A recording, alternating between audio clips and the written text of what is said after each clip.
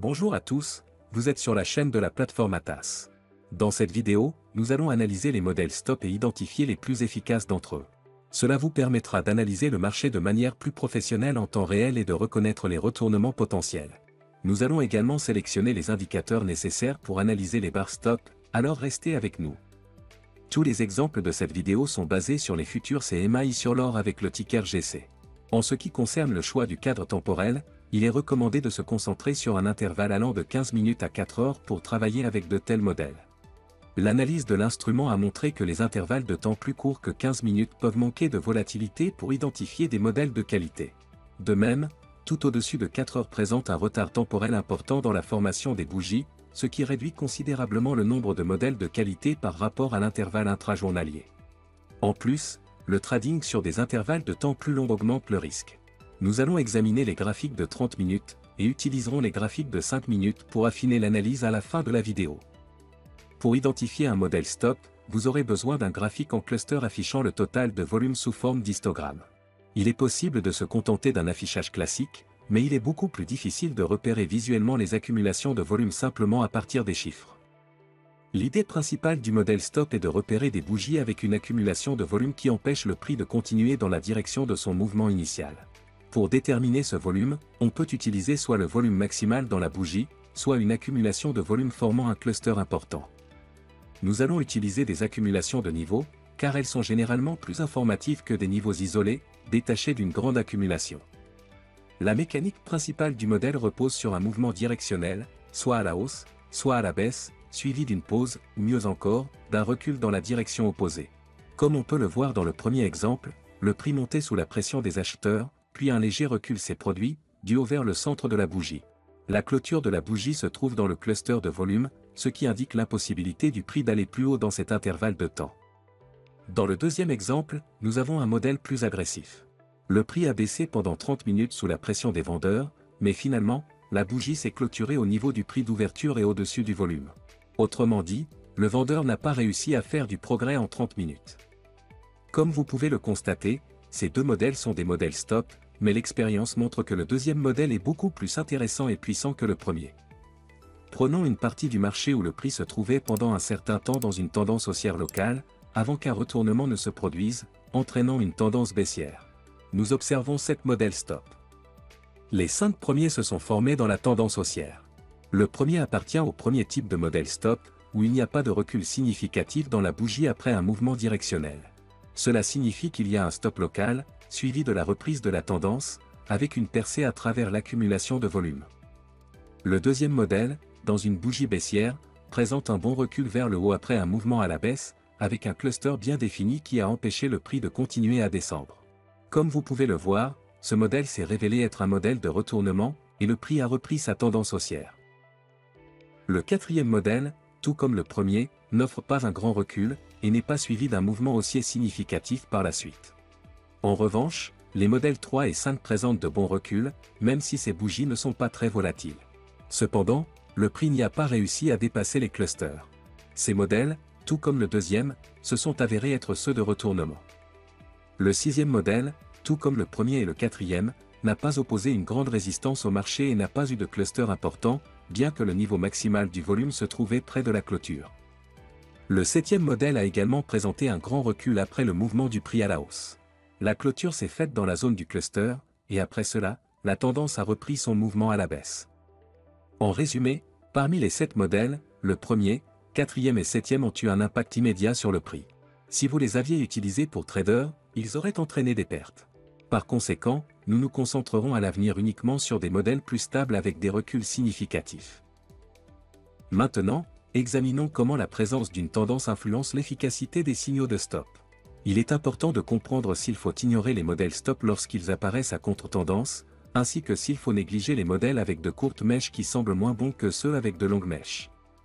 Chaque trader devrait avoir son propre système d'identification de la tendance, mais nous allons sélectionner 2 indicateurs appropriés pour analyser les modèles stop. La moyenne mobile et le super trend. Les règles sont simples, si le prix se négocie au-dessus de la ligne et que le super trend indique une tendance haussière, alors la tendance est haussière. Si le prix est en dessous de la ligne et que le super trend indique une tendance baissière, donc la tendance est baissière. Si les indicateurs affichent des signaux opposés, cela signifie que le marché est en range ou qu'il y a une incertitude. Pour les paramètres de la moyenne mobile, nous allons définir une période de 30, car cela permet d'obtenir des signaux de retournement suffisamment opportuns tout en maintenant souvent le prix pendant les tests et en offrant des rebonds. Pour les paramètres du Super Trend, nous allons également définir une période de 31 multiplicateur de 3,5. Ces paramètres donneront plus d'espace au marché pour former des tendances. Vous pouvez ajuster ces paramètres selon vos besoins, en fonction de la fréquence à laquelle vous souhaitez obtenir des signaux de retournement de tendance. Nous allons nous intéresser à 3 zones marquées du marché où il y avait une tendance stable à la hausse ou à la baisse. Nous ignorerons les zones d'incertitude.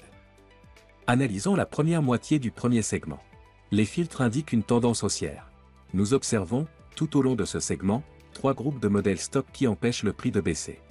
Le premier groupe, composé de 2 modèles, a immédiatement entraîné un rebond à la hausse, ce qui signifie que le prix a été maintenu et retourné. Le premier modèle a été cassé, mais le second a immédiatement offert une nouvelle chance aux acheteurs. Le modèle suivant arrête également la correction et empêche le prix de descendre davantage. Cependant, il n'y a pas de poursuite de la tendance. Le prix entre à nouveau en correction. Cette fois, le modèle stop est cassé à la baisse. Un autre modèle stop apparaît ensuite, qui arrête à nouveau le prix et entraîne un retournement. Cette fois, le marché passe à une phase de tendance haussière. Comme nous le voyons, 3 des 5 modèles ont offert un meilleur prix à l'instant précédant le retournement. On peut conclure que lorsque le marché est en tendance, les modèles stop précèdent souvent la fin de la correction. En ce qui concerne les modèles qui ont arrêté la hausse, nous pouvons diviser les 4 modèles en modèles avec de longues mèches, qui sont maintenant mis en évidence, et en modèles avec de courtes mèches. Les longues mèches nous indiquent que le marché va probablement entrer en correction. Cependant, il n'est pas judicieux d'attendre de grands mouvements, car nous sommes dans une tendance haussière. Néanmoins, ces signaux offrent des rebonds à court terme vers le bas. Les modèles avec de courtes mèches ont été percés sans offrir pratiquement aucun rebond du prix. Nous pouvons supposer que les modèles avec de courtes mèches fonctionnent moins bien, puisqu'il n'y a pas de réaction de la part de l'autre côté. Par exemple, si nous avons une barre haussière qui est sous le contrôle des acheteurs, alors, en présence de vendeurs agressifs, le prix devrait effectuer un recul à la baisse sous leur pression. Mais si cela ne se produit pas, nous obtenons seulement une partie des signes de force dont nous avons besoin, à savoir la formation de volume dans une bougie que l'acheteur ne peut pas dépasser à la hausse. Cependant, il n'y a pas non plus de vendeurs intéressés par un mouvement du prix vers le bas. Examinons la deuxième partie du premier segment avec la tendance haussière. Après l'impulsion, nous voyons 2 modèles stop avec de longues mèches vers le bas, qui entraînent immédiatement de nouvelles impulsions à la hausse. Ensuite, 2 autres modèles apparaissent, montrant également où le prix est maintenu sur le marché et continue immédiatement la tendance haussière. Tout au long du deuxième segment, nous n'avons observé qu'un seul modèle stop pour la vente, qui a été immédiatement percé à la hausse. Quand même, il a précédé un arrêt du prix et un passage en consolidation. Pour résumer l'analyse des modèles du premier segment, nous pouvons les structurer comme suit.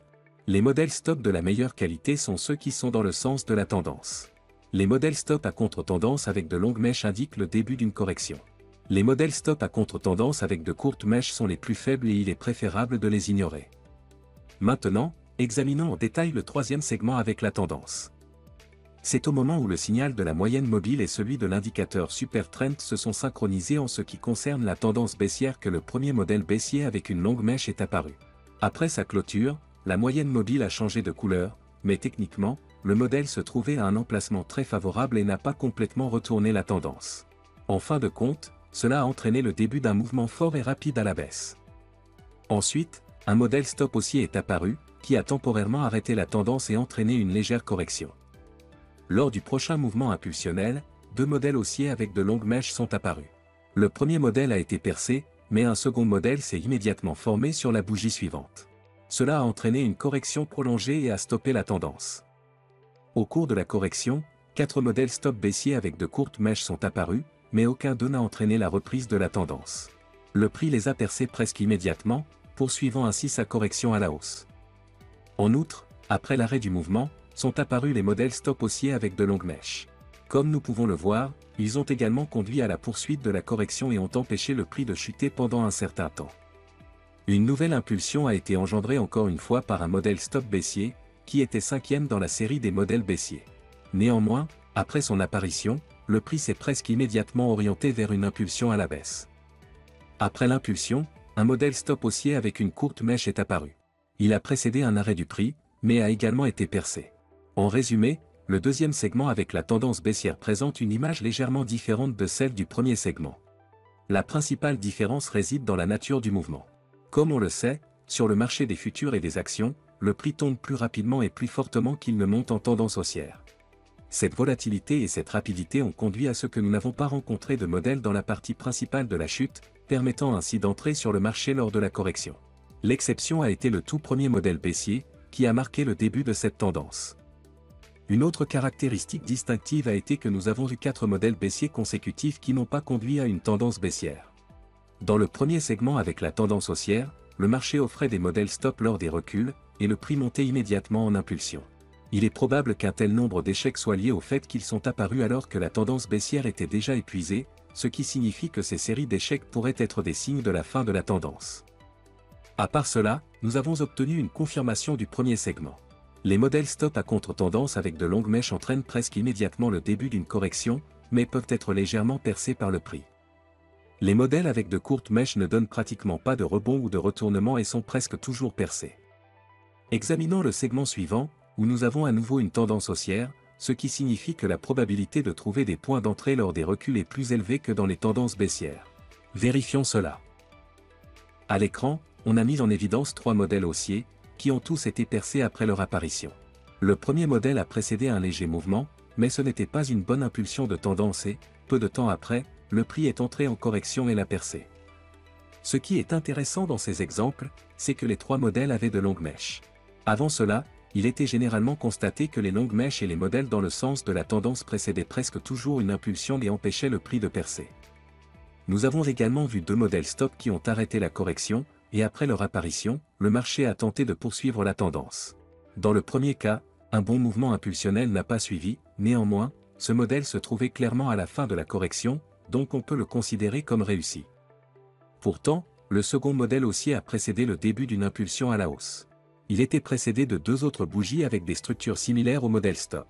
Ceux-ci peuvent également être inclus dans les statistiques, mais il n'y avait pas de regroupement de volume dans leurs mèches, donc nous les avons marqués partiellement. En fin de compte, chaque trader peut interpréter cette analyse à sa manière, mais certaines tendances générales peuvent être identifiées. Dans le cas des modèles stop à contre-tendance, 4 des 7 barres ont conduit à un arrêt et à une correction. Les 3 autres ont été percés. Dans la deuxième partie de la tendance haussière, il y avait 4 modèles stop haussiers. 2 d'entre eux, avec de longues mèches, mis en évidence sur le graphique, ont conduit à des impulsions et se sont avérés être d'excellents points d'achat. Les 2 autres ont été percés par le prix, mais le second était proche de la fin de la correction. Les premiers modèles stop baissiers ont entraîné le marché dans une correction. Les 2 modèles suivants ont été ignorés par le marché, et la tendance haussière a continué. Il convient de prêter attention aux situations où, après une tendance prolongée avec plusieurs impulsions à la hausse, une série de modèles stop baissiers commence à apparaître. Dans cet exemple, ces modèles reflétaient une situation sur le marché qui a conduit à un retournement de tendance, car après 4 modèles consécutifs, le prix s'est effondré vers le bas. Nous avons examiné un bon nombre de modèles, tant en tendance qu'à contre-tendance, et nous pouvons conclure que la plupart des modèles stop avec de longues bougies arrêtent les impulsions ou apparaissent à des endroits marquant la fin des corrections. Ce ne sont pas tous les modèles stop qui retournent le marché, certains sont percés par le prix, mais le rapport risque-profit dans une tendance est toujours en faveur du trader. Étant donné que les modèles stop précèdent souvent les corrections, leur apparition constitue une bonne zone pour des fermetures partielles ou complètes de position dans la tendance.